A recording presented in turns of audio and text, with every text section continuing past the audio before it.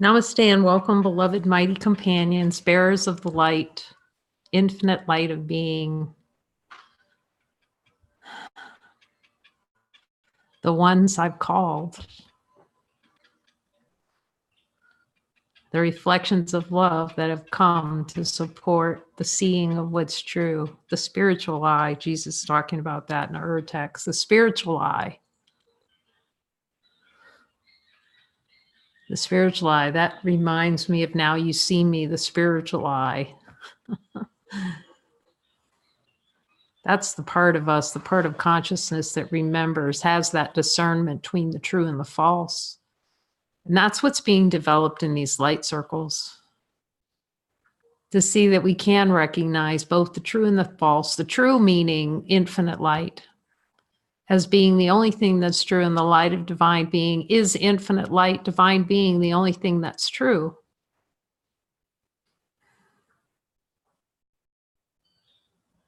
And the light of divine being and honesty of God is the only thing that's true, infinite peace. And we can hear the answer in the light. That's our spiritual eye telling us that. What else would tell us?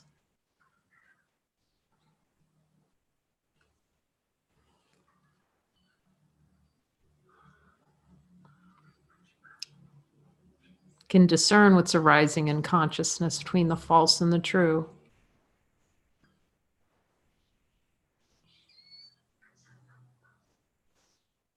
So as we look as the divine being, we can start to develop discernment when we're accepting other than light, other than infinite light. The light of divine being is anything other than divine light true. Is anything other than infinite peace true in our direct experience as divine beings? Can we find a place in light that's not peace? Hunt in there, look all around, we're getting used to infinite is all there is. And then the little voice comes in, no, we're not that. It's okay to visit, nice place to visit, wouldn't want to live there. And then as time goes on with Jesus, we see you don't want to live anywhere else except as divine infinite light. Is divine infinite light in the honesty of God happiness, perfect happiness in divine light?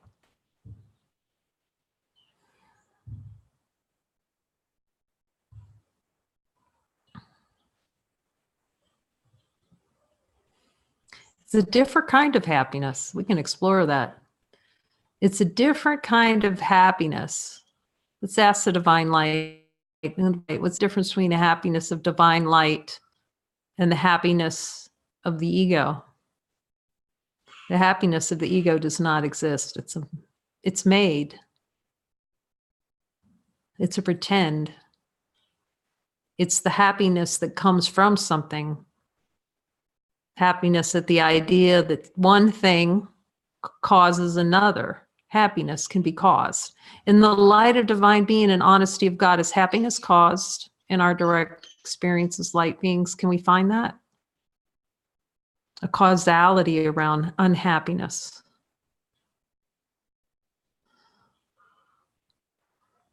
The light doesn't know a cause for happiness. Unknown. Just is. So light knows sadness. Let's take all emotions. Does light know any emotions? This is the discernment of the spiritual eye. To discern between a causality, that something's causing the dishonesty of belief that there's something causing something else, that happiness is caused.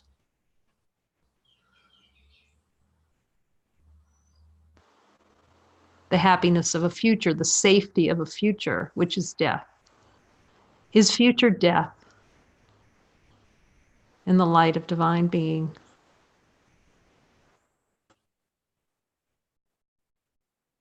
and hear the answer. This is light training. This is the fastest, speediest Gonzalez's, because the light is where all the power is. The light has all the power. Does the light have all the power, or does consciousness have any power whatsoever? Because is consciousness unreal? We can ask that question in the light of the divine being. Is consciousness real?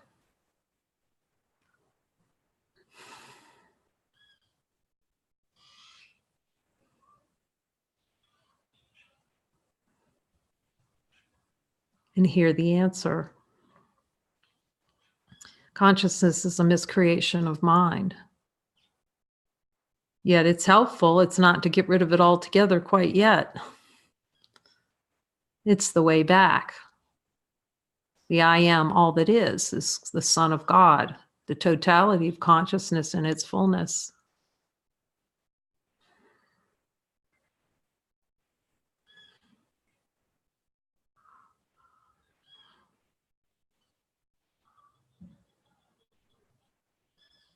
And thus we look, we see that there's light. And then we learn to discern between that and death. There isn't darkness, there's death. The experience of death of the light, the attempt to kill the light. Stomp it out, dead, dead, dead. That's what darkness is. Does the light know an opposite? In the light of divine being, does light know an opposite in our direct experience as light beings? Can we find an opposite anywhere in there?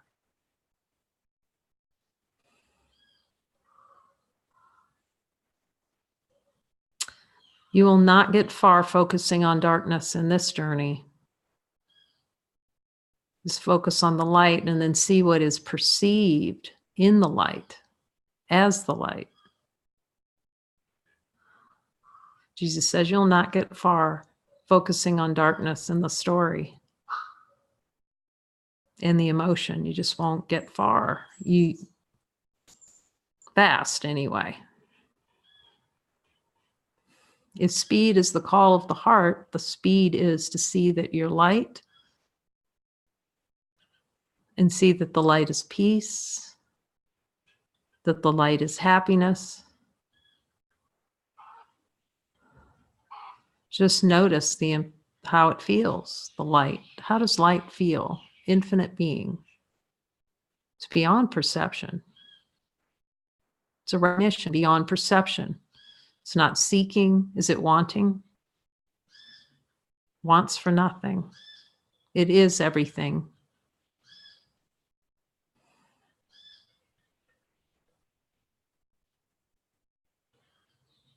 That's what God means when he says, go empty-handed to your God. This is empty-handed. Does a light have anything in its hands? Is it holding something? Is the light holding on to memories? I got a memory I gotta hang on to here. Does the light have a shape or a color?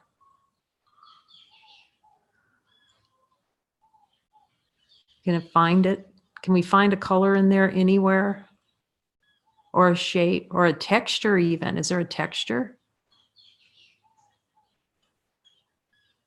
Does it make noise?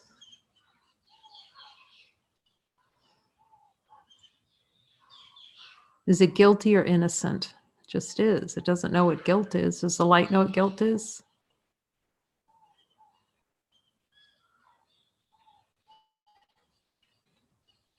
And then come the denials. I can't be that. I'm not that. I saw that light yesterday. In the light of divine being, does that light take a vacation? Does it get in its car and drive away somewhere else? But this is the story within consciousness, that this light is not here 24/7. So we learn. We have Jesus unlearn us every single denial that we're already it. You know, like when you're a little kid and you played tag, you didn't get me. No, you didn't. No, you didn't. You know, Somebody else runs after you and they, no, you didn't get me. That's what we're doing with God all day long. No, I'm not tagged. No, I'm not. No, I'm not. 1,000 bajillion trillion reasons why I'm not already light. That's why we have to go to the light to remind us that we are light and listen to the voice of the light. Because we've been running so hard and so long telling the light, no, I'm not you, that we believe it. That we're not synonymous with the infinite, unchanging light. Go away. Don't want to have anything to do with you. And then you start seeing exactly, that's the experience here what Jesus is talking about. Oh, we were talking about it today too, just that itch. That itch to say, no, I don't want heaven. Yet all the power and the transformation of consciousness, unification of consciousness lies in that acceptance alone. I am responsible for everything I see, the feelings that I feel, the experiences that I'm having because they are a wish. I'm wishing this upon myself. Whatever's appearing. Fantasy. We can ask the divine light, is a body a fantasy? And the light of divine being is a body fantasy. So we spend our days in the world of fantasy, in the desire. I've really been talking to Jesus about show me the desire to sleep, fantasy.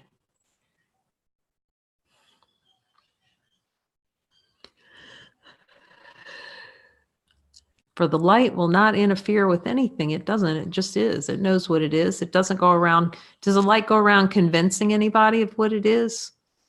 Tapping people on the shoulder, hey, hey, I'm light. Light just is. It radiates. It just is. It won't come and convince. It's consciousness. It's within consciousness and the desire for an experience of waking up to divine nature. The desire to sleep and the desire to awaken.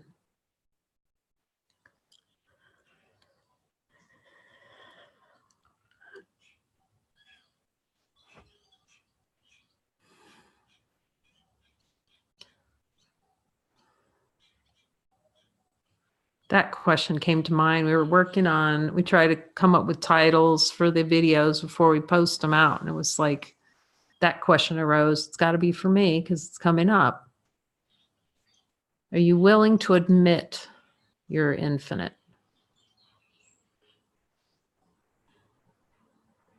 Checking in with Jesus to see if there are any denials of that.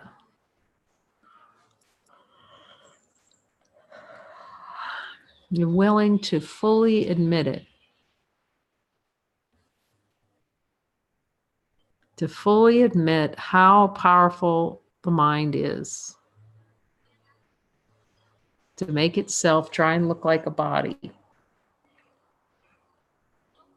And the other thing that was coming up is all the energies of trying to foist something outside of myself and foist that out.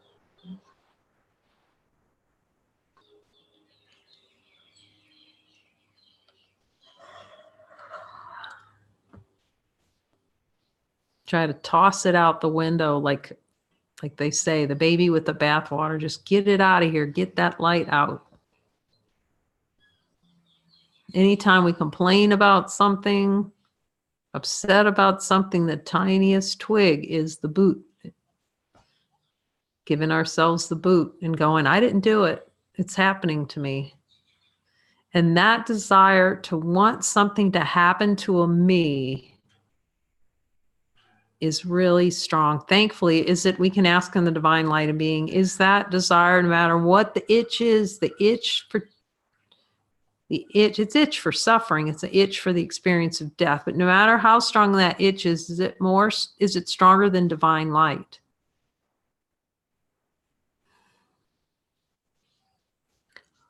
In our direct experience. That just releases energy, just that thought. And seeing that none of it's stronger than divine light. And seeing is that the power of divine light, the infinite expression, that, oh, Jesus, I'm not it. The kids' school playground game. No, you didn't tag me. You didn't tag me, Jesus.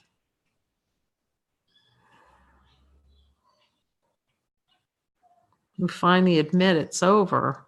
Okay, there's light. That's it. Ta-da. Been here all along. Ta-da. Infinite light here all the time. I can't get rid of it. No matter how hard I try, I want to get rid of this darn light. It's following me around everywhere. Start to notice. Sitting on the beach. It's here. Where else is the light? Is it here? Go to a job interview. It's there too. My goodness, the light is actually here too. It's so helpful to check in to see if that light's still here in every circumstance. I can't seem to get away from that thing. But I'm sure going to try in a dream of death to see if I can get away from it. So it's good to see we can't get away from it. Impossible. For within the reflection as the light, that's revelatory, the revelatory. And then giving up through forgiveness, all those ideas of other, and we forgive them, forgive until you think you can't forgive again. And then you see, yep, more to go. Like we've said, until Jesus says we're done. Well, he says it's possible in this lifetime, actually, because we're infinite beings. We're more powerful than any idea we have of ourselves. In the light of divine being, are we more powerful than any thought we hold about ourselves or anyone else? Are we more powerful than that? We're just given power. We're taking all the power invested in us by the divine and shunting it off into a little dream over here, plugging in like a little TV set to play little movies and going, that's me. I'm that little movie playing on that screen. And then we get all upset. There's all kinds of things happening on that little movie and that little screen. That's why it's so helpful to watch movies, because we can see in the movie where we're denying divinity, because we can see where the pull is. If there's the slightest pull watching a movie, there's a denial into divinity behind it. The slightest tension. That's why he's teaching us to watch as the light. The ego's going to object to that. It's going to have a heyday of objection. Because it wants to preserve its little fiefdom of nothingness. We like the little fiefdom. We like playing in that. We want to pass out as many devil punch cards as we can for the dance. It has to get excruciating. It had for here, get really excruciating in order to look. I guess that's just the way it is. Maybe not for others. It just feels really easy, just easier to give up the denials, but I guess we don't see it till we see it. And to start following divine light unequivocally.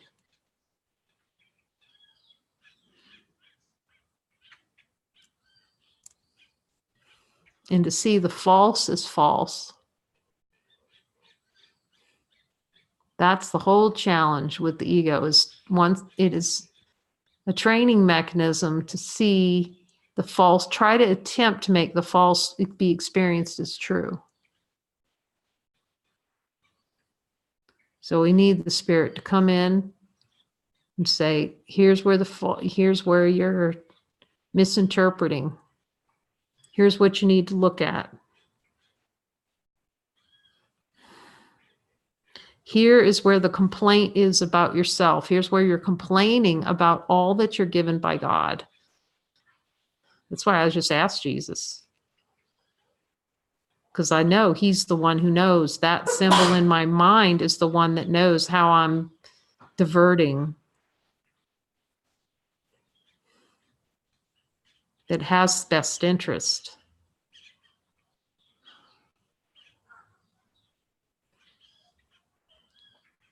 It's like I can hear him now. Jesus, will you tell me what I need to know? I can hear, yes, I will. Like we've talked about over the last couple of days, it's just been so much fun to say, will you take care of all the minutia? Yes. I thought I had to take care of all the minutia. That's what we do, isn't it? What you do in this earth, you have to take care of all the minutia. We can ask the divine light. Will the divine light take on minutia if we ask? You can hear that? Yes, yes, it will. Never thought to ask before. Lift all that off, but we're so used to doing it ourselves, trying to do it ourselves. Can't even conceive of the power we have as infinite beings.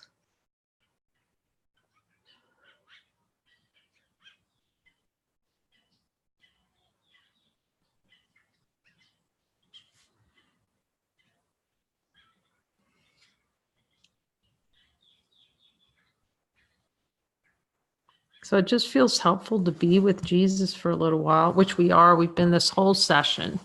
And I can hear it just saying, you know, it's such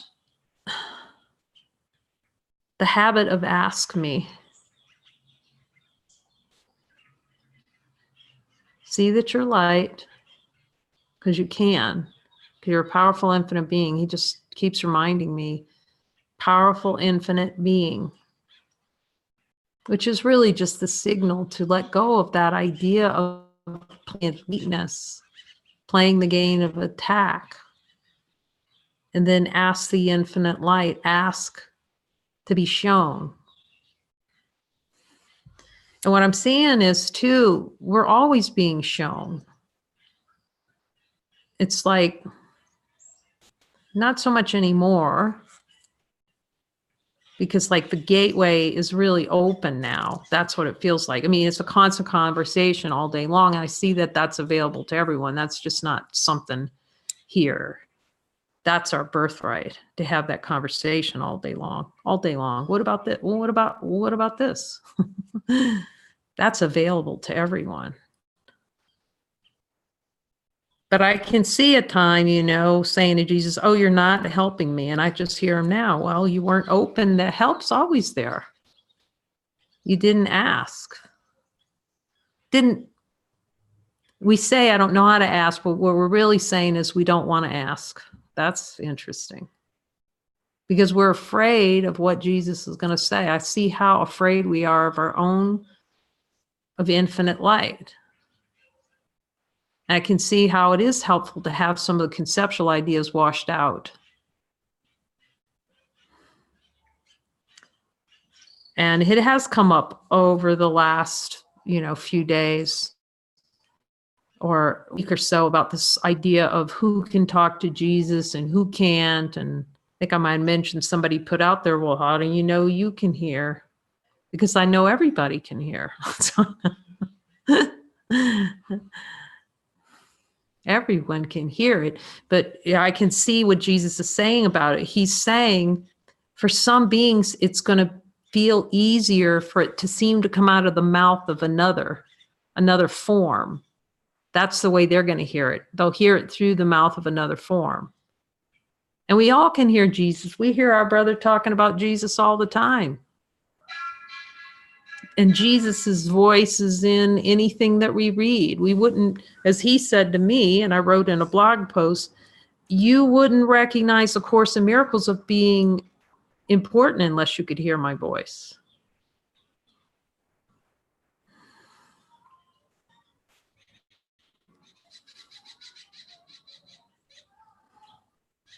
So he's saying, don't even turn the voice into a concept.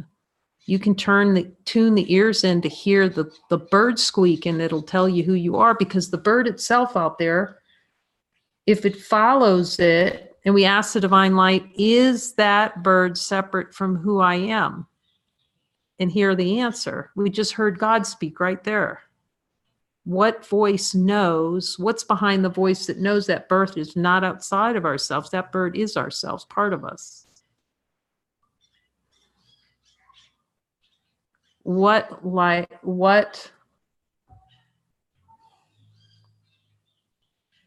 answers? What knows to answer the light of divine being when we ask? Is it infinite? Is what is here infinite? What is answering that? What is answering that question every time wherever we go and we just check in on light all day? That was asking Jesus. Yes. Helpful, extremely helpful. Check, is the light still here? Yep. Light still here? Yep. Light. It comes in handy when the kerfuffling seems to happen. Is the light still here? That voice is the same voice and everyone can hear it. How is it? I know there are four people or 5 people on the call at once, you know, they're asking about being infinite. Everybody's head's going, you know, does the divine light have a beginning or an end? Everybody's head's going, Just watch, like, we're not bobbleheads on the back of the car. We know this. We know we can hear this voice. But Jesus is really helping through the light circles. I can see that. It's been so, it's for me. I can speak for myself. See that you're light and learn the discernment with whose voice is speaking. I love that with Muji, and that is powerful. When you speak, whose voice is speaking? Is that the light speaking? Is this the light coming out of my mouth? Or is it some idea I have that I'm dreaming? That'll help snap out the dream too. Because the number of things that come out of our mouths that are sleeping, not to judge it, it's innocent. We just want to catch it. Jesus is not judging what's coming out of our mouth. He's just saying, if that comes out of your mouth, you're judging yourself and you will suffer it. That's all he's saying. If it's not infinite light speaking, then it's the desire to suffer speaking and the desire to try to prove the illusion true speaking. That's why the mind training, the light training is see that you're light and see who's speaking. Is the light speaking, or is it some idea I have about myself that I'm trying to hold on to, that I really want to hold on to? And even that's okay. At least it's seen. Because the light, who sees it? See that we're light first. Infinite, unchanging. Can I die? That's a good thing to ask and see. Am I a body? And hear the light answer no. Am I free? Hear the light answer yes. Am I as God created? Does the light say no when you ask that question? Am I as God created me? And the light going, nope. No, the light doesn't say that. Am I in the light of divine being, honesty of God? How does the light answer? I am still as God created me.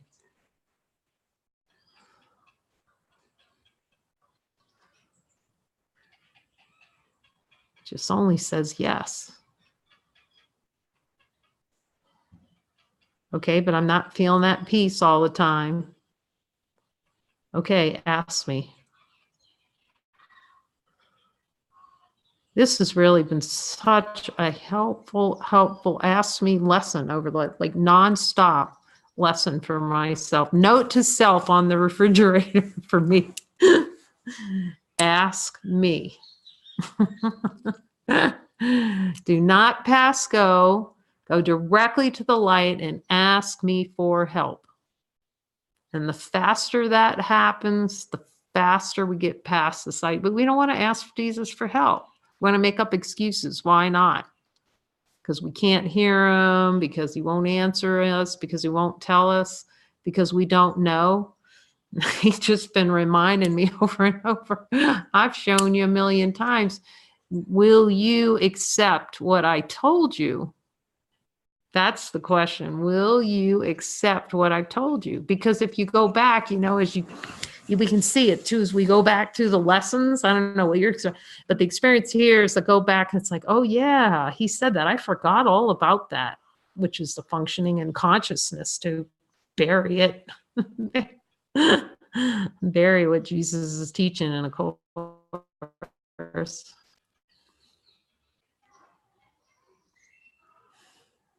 To bury ourselves under just the biggest pile of dirt and say, something happened. I don't know what happened. I just feel so tired and held down. Why is that happening? Denial of light is the only way it can happen. Desire for an experience in which light is denied. But to have this infinite power that we are, and this symbol of the Christ light in our minds willing to say, which is super consciousness, our own consciousness, totality of consciousness, willing to speak to us in a way that we can hear, in a way that we can understand, and to lead us by the hand out of hell, self-inflicted hell, out of the delusion. We do have to be willing. Boy, he's just given me in that spades too. We have to be really, really willing to hear what that voice has to say. Like, not at an intellectual, no more metaphysics. Says, drop the metaphysics. He says, be with me in direct experience for each line, whether it's the Course or New Covenant, however that is. Like, be so full with him, so full of the voice of the light.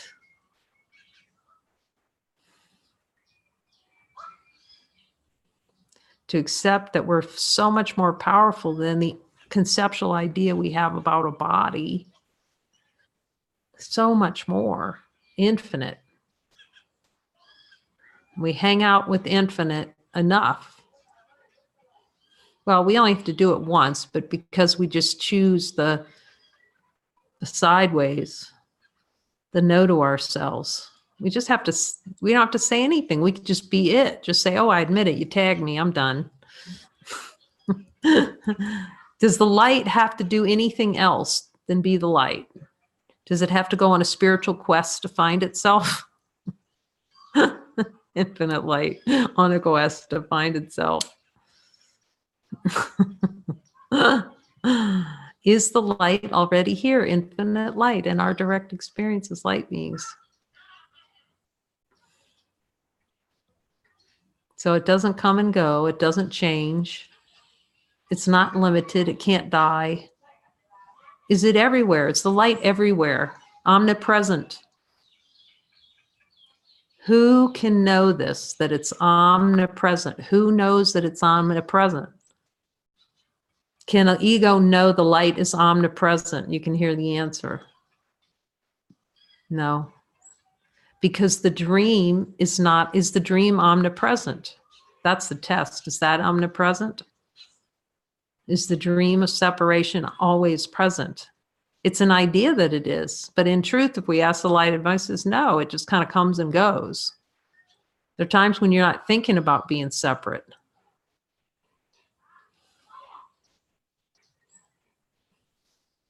I heard that from a spiritual teacher one time. The ego is not continuous. There is an idea that the ego is continuous and the light is discontinuous. Oh, I just see that light. I saw that yesterday.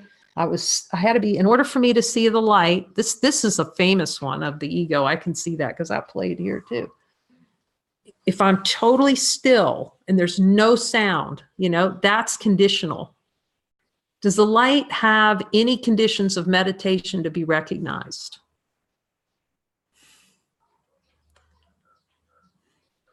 Can we be standing on our head doing a back bend and the light still be here? In the light of divine being, honesty of God. So the idea that we have to go meditate like this, or that there has to be perfect silence, which there isn't, even though this is a devotional silence center. Because our neighbors like to jump in their pool and sing and turn up the music full blast. But it's good. It's light training. Go to the light. Is this true? And who made the pool? It's hilarious. Do I have to say this? This is so hilarious. I ask Jesus all the time because I guess it's fun, because really divine being doesn't have to do this, but obviously I do. I made this up, didn't I? And I can hear, yep. And I wanted this experience over here. Yep. I desired this experience, or whatever it is. I desired experience of that pool over there with those kids jumping in it. Yep. Just ask them anything. Ask the light, something that's been appearing in consciousness, and see if it says no, you didn't desire it. Actually, that's helpful. Did I desire these light circles? See what the light says. As an experience, it's humble. That's a mind twist, actually. Did I desire this Lake Chapala? Yep. It never says no, because it knows in order for this to be an appearance in consciousness, it has to be desired. That's actually a good way out of the dream. Because until we admit we desired it and created it, miscreated it, we cannot be free fully. You can see that you're divine, and there are a lot of beings that will say, oh, I see I'm the light. In reflections in consciousness. But again, we'll just see all the kerfuffling that occurs. That we'll see the belief that it's still okay to be upset. We'll see the belief that it's okay to be mad. You know, you're going to be mad. Mad's going to, well, it may arise. And you can be not so identified with anger. It'll go through really fast because you're not fueling it.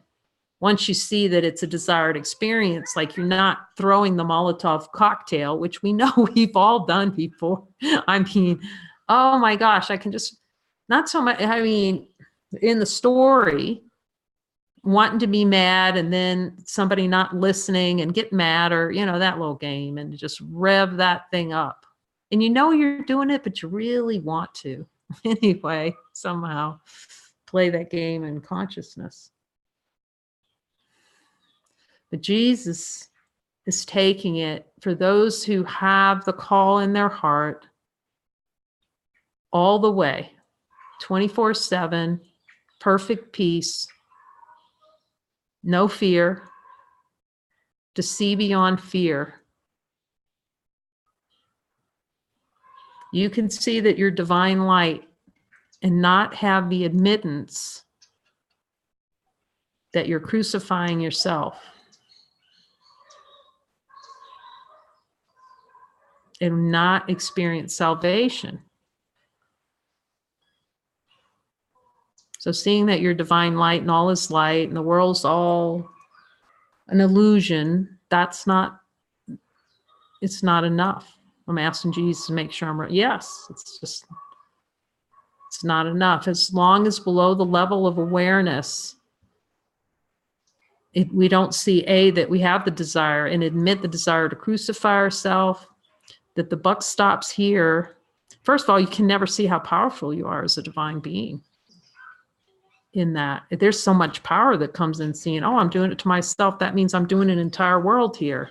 Not in arrogance, in humility.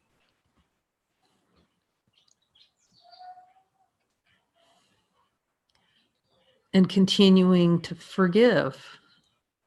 Continuing to take everything to the light for peace of mind, infinite joy, expression of divinity in wholeness and happiness. It's little cricket, gratitude cricket.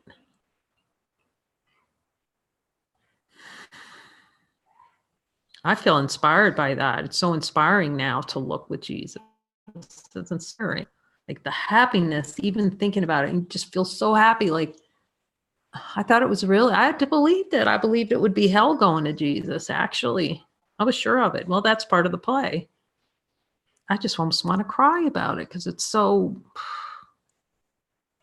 beyond the beyond. It's so touching in the heart, the tenderness and the clarity and the directness and the everything he has said. And that's what he's saying about these light circles, or however it goes. I can't say for other beings. I just say what he says to me, for me. These light circles are a fast means given by him for me, for all of us, to transcend the idea that we're anything other than full, uncompromising, infinite joy. Acceptance of our power as infinite beings. Celebration of that voice that speaks to us every day that we really didn't want to talk to at all. Yet the one who knows the way and has kept every promise, and to have an experience of A Course in Miracles that every sentence is true. Yeah, he reminds me of Helen. And the great love he has for Helen, actually, of that expression. And gratitude for the role that Helen played in for all of us. To go against everything that she knew, everything that she believed. So faithfully honor divinity in her way, which was in Bill's way, for them to sit and write these words out, that wondering if they were going to be put to the cuckoo farm because they're because I remember, I mean, I understand that, you know, thinking you're going to the cuckoo farm. I didn't want to tell anybody, because you're Jesus, you know, it's not in this world. This world isn't something that goes yippee-ki-yay, you can speak to Jesus. It's not like that. This world, there's a lot of people in the institutions that say they can talk to Jesus. I don't care, and I'll be happy in an institution if that's what it is, if that's most helpful to wake up. But to be so true, I mean, there's so much love in that. It's just beyond the beyond. You know, supposedly respected, quote unquote, psychologists, PhD psychologists.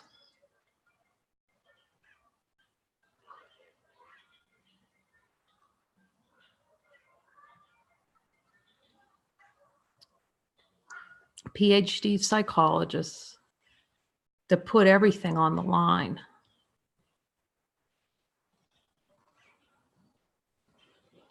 And even with that,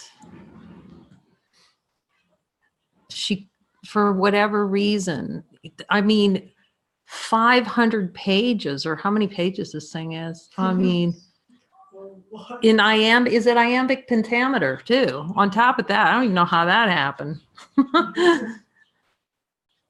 Oh, he says Helen liked iambic pentameter. I don't know if that's true or not. That's just what he's saying. And so it really flowed for her in that kind of expression. It was, anyway, in alignment with her expression. Oh, it's so much love I hear. I just feel so much love saying this. And yet, even with that, to see reluctance to follow the voice for God, you know, and not follow. And we're still loved even if we don't follow. But to have that divine power be so clear in the mind, it's so compelling.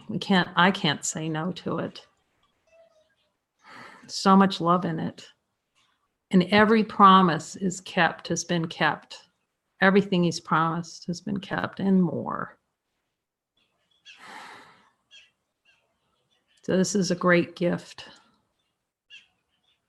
for all of us, this Course in Miracles and the light circles and Jesus, a new covenant, to see a new way and really look directly at these denials. He says, this is the looking that will help you see how powerful you truly are. Amen in this. Amen.